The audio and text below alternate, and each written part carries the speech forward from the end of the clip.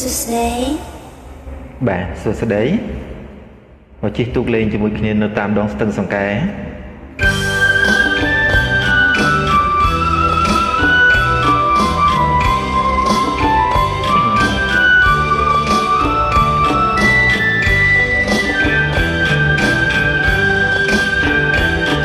យើងជិះទូកលេងតាមកងគា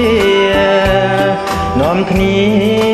គយគុណសំព្រឹកព្រៃដងក្បែ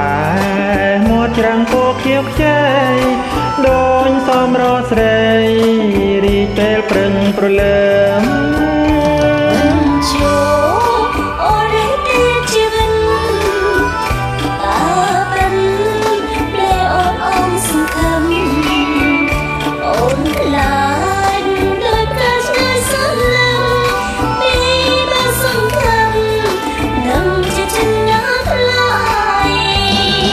បងបានចិនបានណាប្រឡងបងនឹងវាយោងដាំងបាតដៃបងហាញឲ្យអូនអត់សងសា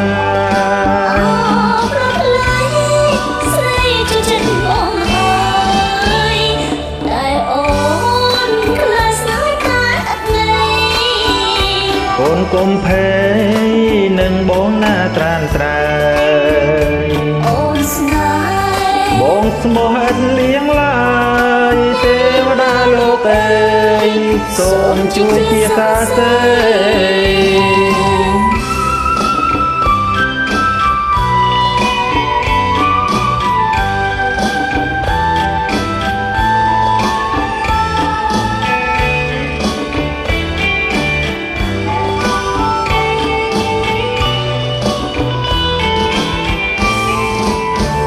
យើងជិះ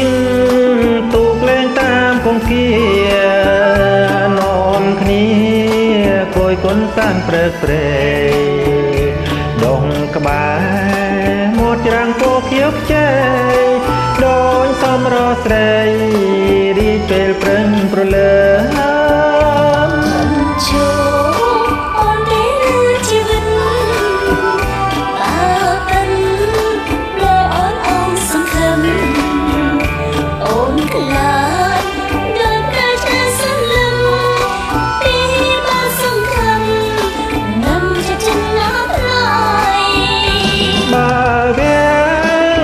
បានណាប្រឡ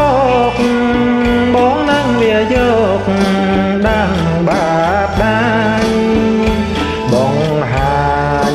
ឲ្យអូនអត់សងសាយ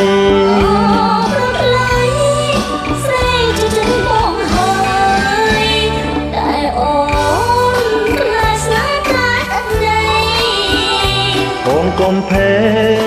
នឹងបងណាត្រានត្រើយបងស្មោះឥតលៀងឡើយទេវតាលោកអើយសូមជួយជាសាសេទេវតាលោកអើយសូមជួយជាសាសេ